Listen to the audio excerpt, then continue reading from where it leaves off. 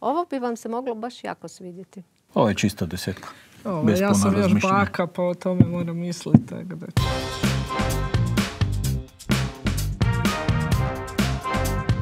Lijep pozdrav. Informacije je lakše upamtiti kad nam ih netko ispriča na zanimljiv način. Kreirala sam koncept videa u kojem će članovi žirija ocjenjivati koje su informacije za njih nove i najkorisnije, odnosno koje zaslužuju dobiti najviše vremena. Kad oboje budu složni i daju 10, mi ćemo pustiti cijeli video naše kandidatkinje, dok ćemo je u ostalim slučajevima malo skratiti. Sa mnom je moj današnji žiri, a to su Gordana Kastrapeli, leadership trenerica, dobrodošla, i Ivica Kocman, prodajni trener.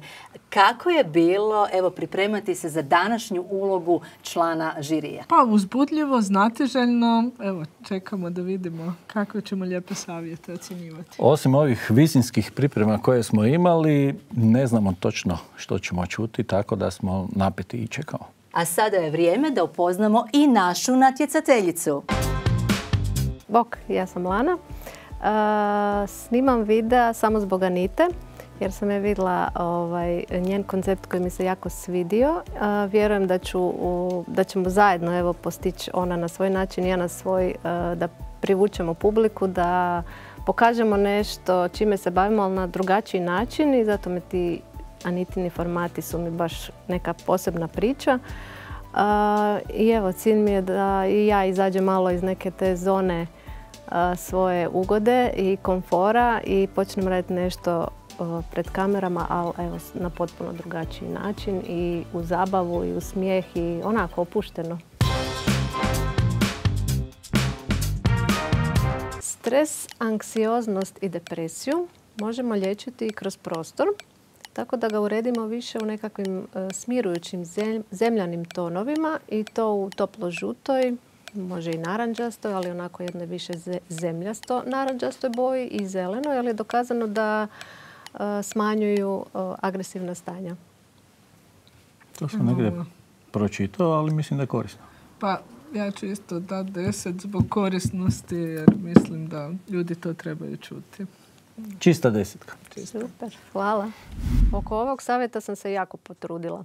Ako volite biljke, a nemate vremena se brinuti o njima, zalijevati ih ili presađivati, u prostoru uvedite biofiliju, što znači da prirodu možete simulirati kroz 5 osjetila, kroz unutarnje uređenje, naravno, bez da klasično biljke držite u teglama. Dokazano je da na taj način zaposlenici ili osobe koje rade u takvim prostorima manje su na bolovanjima, imaju bolji radni učinak, manje su u stresu, čak i manje nasilja ima. To je jako korisno. Jako korisno. Ja bih htjela zapravo čuti čak i više o tome. Evo, 10.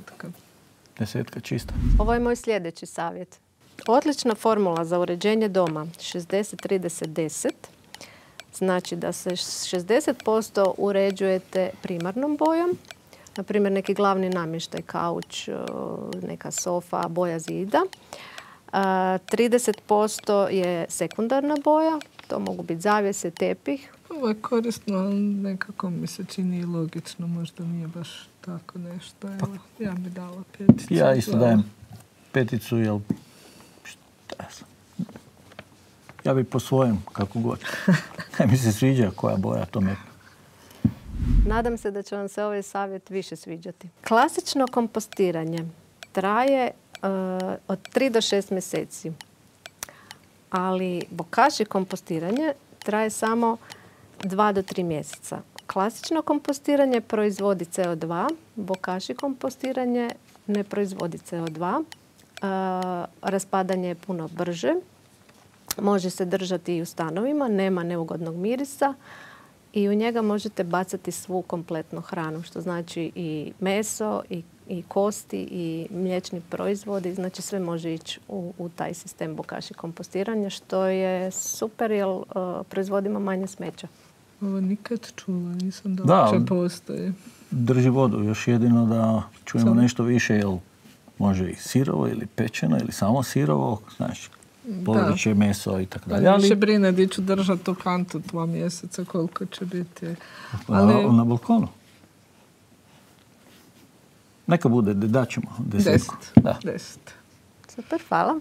Evo još jedan savjet. Da bi smanjili isparavanje štetnih tvari sa vaše nove sofe ili kauča koji je premazan sa raznim impregnacijama, a to su ljepila koji nam odlaze u zrak, vašu sofu pospite sa sodom bikarbonom, ostavite par sati i onda usisajte. Imam problem. Sa sodom? Ne, sa onim mirisom novog namještaja, znaš. To me malo... Voliš ga? Da, novi namještaj sjednem. Ja miriši po novome. I sad, ako to ubijem odmah, kako će se znati da je novo? Ali zdravo ti je. Pa dobro, sad. Ja ne znam. Ja ću dati 10 za jednostavnost savjeta. Ne, ja ću dati 5 ovaj put. Ok. Ovo bi vam se moglo baš jako svidjeti. Dijete koje pati od ADHD-a možemo liječiti i kroz prostor. Kroz dizajn dječje sobe, naravno. Tako da cijelu sobu uredimo više u mirnijim bojama i u tonovima. Preporuča se možda neki hladniji tonovi poput zelene, plave ili bijele. I zatvorenog namještaja, znači ne police sa puno izloženih predmeta, nego više sve zatvorenog tipa. Manje ćemo odvlačiti pažnju i dijete će biti fokusiranije. Ovo je čista 10. Ja sam još baka, pa o tome moram misliti. Čista 10. Super. Puno ljudi ovo zna, ali ipak mislim da ne znaju baš sve. Besplatno i brzo čišćenje zraka od zagađenja, a to zagađenje može biti isto tako materijali koji nas okružuju, koji nisu dobri za naše zdravlje, ili zračenje od kompjutera ili neko drugo zagađenje. Tu nam mogu pomoći biljke. To je super stvar jer su i lijepe, a posebno biljke poput spatifiluma. Meni je ovo poznato, tako da koliko god je savjet dobar, čini mi se. A meni je ovo jako zanimljivo jer ja sam do sad trošio lovu na ionizatore, a ovo mogu riješiti sa biljkama. Ja dajem 10. Ja 5 jer mi je poznato. Super, hvala.